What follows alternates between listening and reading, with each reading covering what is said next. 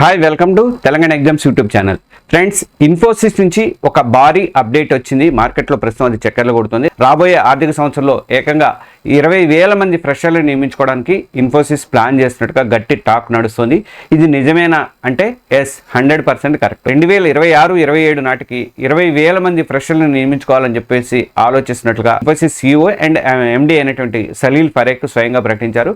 Final ఇయర్లో ఉన్న మీరు ఈ గోల్డెన్ ఆపర్చునిటీని ఎలా అందిపుచ్చుకోవాలి, ఎలాంటి స్కిల్స్ పెంచుకోవాలి, ఎటువంటి ప్లాన్ ఫాలో అవ్వాలి అనే పూర్తి వివరాలు రాబోయే కొన్ని నిమిషాల్లో క్లియర్గా తెలుసుకుందాము. ఈ ఒక్క వీడియోతో ఇన్ఫోసిస్ ఉద్యోగానికి అవసరమైనటువంటి పూర్తి క్లారిటీ అనేది మీకు వస్తుంది. వీడియోలోకి వెళ్లే ముందు మీ అందరికీ విజ్ఞప్తి, మన ఛానల్కి మీరు చూపిస్తున్నటువంటి ఆదరణకు మీ అందరికీ కూడా థ్యాంక్స్. అయితే చాలామంది మన తెలంగాణ ఎగ్జామ్స్ ఛానల్ని సబ్స్క్రైబ్ చేసుకోకుండా చూస్తున్నారు. దయచేసి ఈ వీడియో చూస్తున్న ప్రతి ఒక్కరు కూడా ఛానల్ సబ్స్క్రైబ్ చేసుకోండి. మనం ఇప్పుడు 80,000 మంది సబ్స్క్రైబర్ల దగ్గర ఉన్నాము. వితిన్ 1 మంత్లో 1,00,000 మందికి చేరుకోవాలనేది నా టార్గెట్. అందుకు మీరు సబ్స్క్రైబ్ చేసుకోవడంతో పాటు మీ ఫ్రెండ్స్కి, రిలేటివ్స్ కూడా రికమెండ్ అయితే చేయండి. అలాగే ఈ వీడియోకి ఒక లైక్ బటన్ కూడా ఇవ్వండి. ఫ్రెండ్స్, ఈ వీడియోలో మనం ఏ అంశాలు డీటెయిల్గా మాట్లాడబోతున్నాం అన్నది ముందుగా నేను చెప్తాను చూడండి. ఒకటి, ఫస్ట్ నిజ నిర్ధారణ. అంటే ముందుగా ఈ 20,000 నియామకాల వార్త వెనుకున్నటువంటి అసలు వాస్తవాలు ఏంటి, ఇది అధికారిక ప్రకటన అనేది నేను విశ్లేషిస్తాను. తర్వాత అర్హతలు, ఆ తర్వాత ఈ ఉద్యోగాలకు ఎవరు అర్హులు, ఏ బ్రాంచీల వారికి ఎక్కువ అవకాశాలు ఉంటాయనే వివరాలు చూద్దాము. అలాగే జాబ్ రోల్స్ అండ్ శాలరీస్, ఇన్ఫోసిస్లో ఫ్రెషర్లకి ఏ జాబ్ రోల్స్ ఉంటాయి, వాటికి ప్యాకేజీలు ఎలా ఉంటాయి, ముఖ్యంగా అందరూ మాట్లాడుకునేటువంటి 21 లక్షల ప్యాకేజీ ఎవరికి వస్తుంది అనే కీలక వివరాలన్నీ కూడా మనం తెలుసుకుందాం. తర్వాత సెలక్షన్ ప్రాసెస్ ఎలా ఉంటుంది, ఇక అందరినీ టెన్షన్ పెట్టేటువంటి నియామక ప్రక్రియ ఎలా ఉంటుంది అనేది ఆన్లైన్ టెస్ట్ దగ్గర నుంచి ఫైనల్ HR ఇంటర్వ్యూ వరకు కూడా ప్రతి రౌండ్ కూడా step by step break down చేసి చూద్దాము. ఇక ఇది కాకుండా 4 నెలల ప్రిపరేషన్ ప్లాన్ చెప్తాను. చివరిగా ఈ మొత్తం ప్రాసెస్కు పక్కాగా ఎలా ప్రిపేర్ అవ్వాలి అన్నది నేను 4 నెలల ప్రిపరేషన్ ప్లాన్తో పాటు ఇంటర్వ్యూలో కాన్ఫిడెంట్గా మీరు మాట్లాడడానికి కొన్ని సూపర్ టిప్స్ కూడా మీకు అందిస్తాను. కాబట్టి ఎక్కడ కూడా వీడియోని స్కిప్ చేయకుండా చివరి వరకు చూడండి. అలాగే మన ఛానల్ని సబ్స్క్రైబ్ చేసుకోండి. ముందుగా ఈ వార్తలో నిజమెంత, వాస్తవం ఎంత అంటే చాలామంది స్టూడెంట్స్కి వచ్చే మొదటి డౌటు, ఇన్ఫోసిస్ నిజంగా 20,000 మందిని తీసుకుంటుందా అని మీ డౌట్ కరెక్టే. ఇది కేవలం ఊహాగానం మాత్రం కాదు. Infosys CEO and MD Salil పరేఖ్తో పాటు చీఫ్ ఫైనాన్షియల్ ఆఫీసర్ జయేష్ సంగరాస్కా ఈయన ఏప్రిల్లో అంటే ఈ కంపెనీ ఫలితాలు ప్రకటించిన తర్వాత, త్రైమాసిక వార్షిక ఫలితాలు ప్రకటించిన తర్వాత ఈ 20,000 మంది ఫ్రెషర్లను నియమించుకుంటాము అనే ప్రణాళిక ఉందని చెప్పేసి క్లారిటీ అయితే ఇచ్చారు. మీరు నా పక్కన ఉన్నటువంటి దాంట్లో కూడా, ఆ ప్రకటనలో కూడా మీరు చూడొచ్చు. దానికి సంబంధించినటువంటి ఇన్ఫర్మేషన్ వాళ్ళ అన్ని పేపర్లలో వచ్చింది. ఇక ఆర్టిఫిషియల్ ఇంటెలిజెన్స్ ఏ రంగంలో విపరీతంగా పెరుగుతున్నటువంటి డిమాండ్, తర్వాత క్లయింట్ల నుంచి కొత్తగా ఫస్ట్ ప్రాజెక్టులు భారీగా వస్తుండటంతో కంపెనీ తమ వర్క్ ఫోర్స్ను అంతే స్పీడ్గా పెంచుకోవాల్సిన అవసరం అయితే ఏర్పడింది. గత ఏడాది కూడా ఇన్ఫోసిస్ దాదాపు 20,000 మంది ఫ్రెషర్లను నియమించుకుంది. అదే ట్రెండ్ని కంటిన్యూ చేస్తూ ఈసారి కూడా భారీగా campus and off campus hiring అయితే చేపట్టబోతున్నారు. కాబట్టి ఇది ఫైనల్ ఇయర్ విద్యార్థులకైతే ఒక అద్భుతమైనటువంటి అవకాశం. ఇప్పటి నుంచే మీరు ప్రిపరేషన్ మొదలు పెడితే మీరు ఖచ్చితంగా రేసులో ముందుంచడానికి అవకాశం అయితే ఉంటుంది. మరి ఎవరు అర్హులు అంటే ఎలిజిబిలిటీ ఏంటి అంటే, ఇప్పుడు ఈ ఉద్యోగాలకు ఎవరు అప్లై చేసుకోవచ్చు అనేది చూద్దాము. సాధారణంగా ఇన్ఫోసిస్ కొన్ని స్టాండర్డ్ క్వాలిఫికేషన్స్ అయితే ఫాలో అవుతుంటుంది. ఇవి మనం గత డ్రైవ్ల ఆధారంగా ఇస్తున్నటువంటి అంచనాలని చూసుకుంటే రాబోయే నోటిఫికేషన్లో చిన్న మార్పులు కూడా ఉండొచ్చు. కానీ విద్యార్హతలు ఏముంటాయంటే BE, BTech, ME, MTech, MCA and MSCలో కంప్యూటర్ సైన్స్, ఎలక్ట్రానిక్స్, మ్యాథ్స్ లాంటివి అనమాట.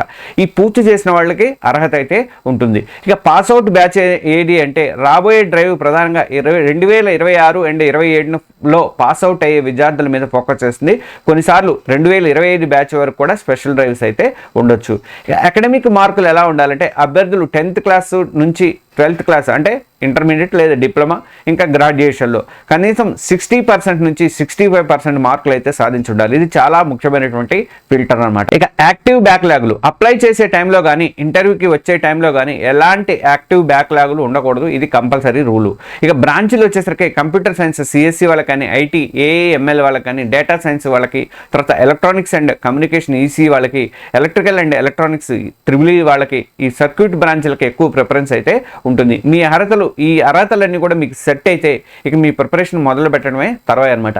మరి ఏ ఉద్యోగాలు ఉంటాయి, జీతం ఎంత ఉంటుందంటే ఫ్రెండ్స్, ఇన్ఫోసిస్ ఫ్రెషర్లకి వాళ్ళ స్కిల్ని బట్టి వేరు రోల్స్కి తీసుకుంటుంది.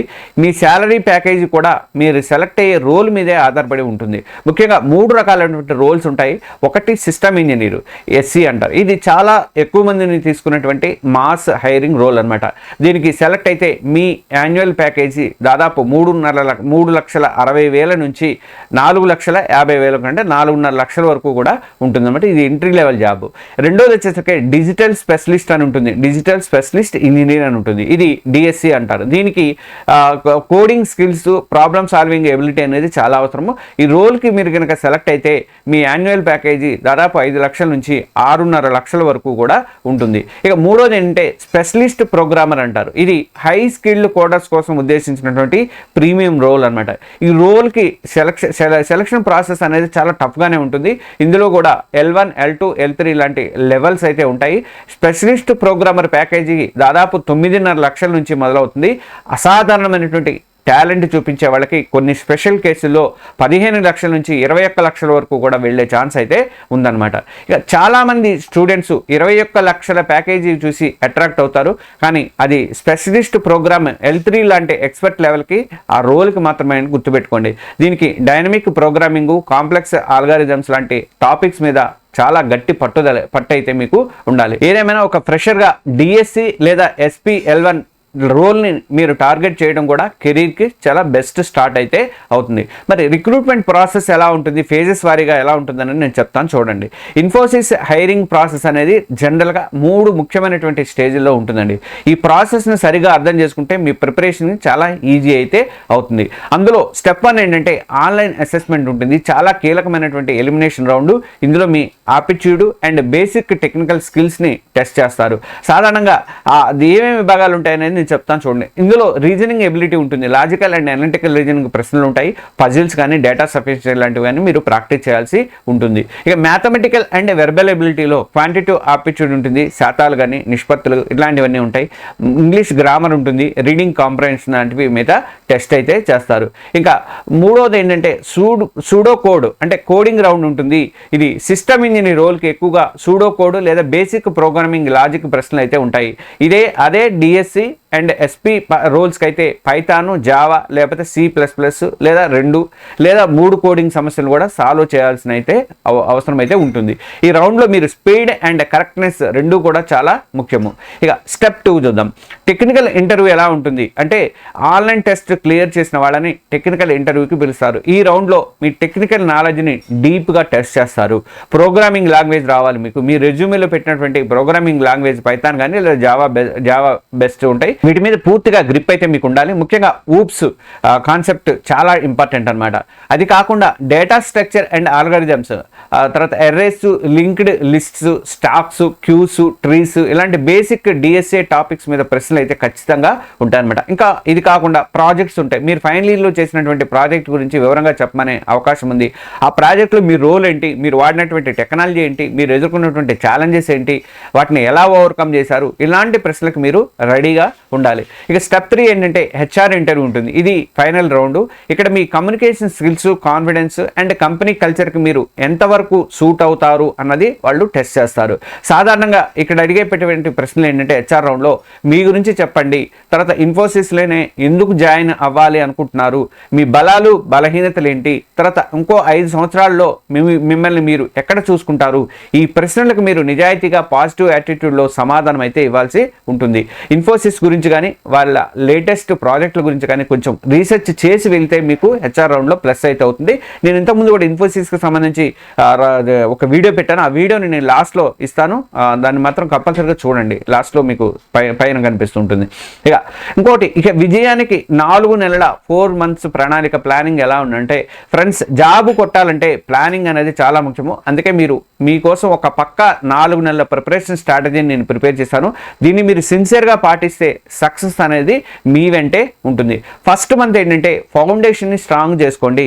ఒకే ఒక ప్రోగ్రామ్ లాంగ్వేజ్ని సెలెక్ట్ చేసుకోండి. ఫ్రెషర్లకు పైథాన్ చాలా ఈజీగా పవర్ఫుల్గా ఉంటుంది. తర్వాత ఆ లాంగ్వేజ్లోని syntax, loops, functions, arrays, strings ఇట్లాంటి వాటి మీద మీరు పూర్తిగా పట్టు అయితే సాధించండి. ఇది కాకుండా హ్యాకర్ ర్యాంక్ లేదా లీడ్ కోడ్ లాంటి ప్లాట్ఫామ్స్లో ఈజీ లెవెల్లో చేసినటువంటి కనీసం 50 ప్రాబ్లమ్స్ని మీరు సాల్వ్ చేయండి.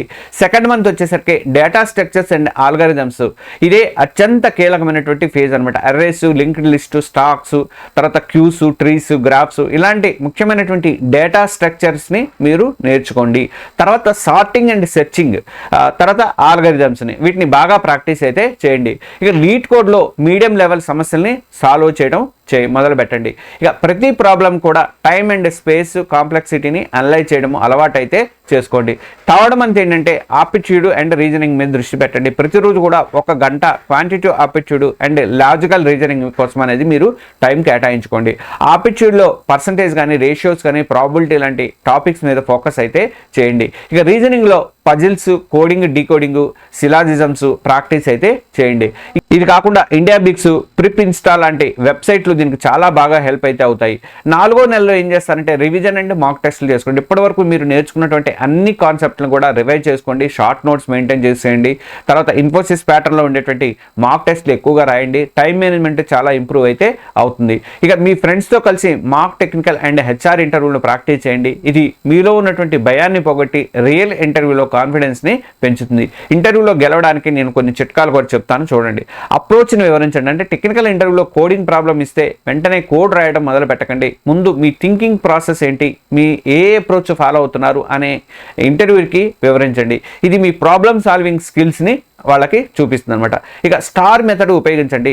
హెచ్ఆర్ ఇంటర్వ్యూలో మీరు ఎదుర్కొన్న ఒక కష్టమైన పరిస్థితిని గురించి చెప్పండి. ఇలాంటి ప్రశ్నలకు స్టార్ అంటే situation, task, action, result. Situation, task, action, result. ఈ పద్ధతిలో మీరు సమాధానం ఇవ్వండి.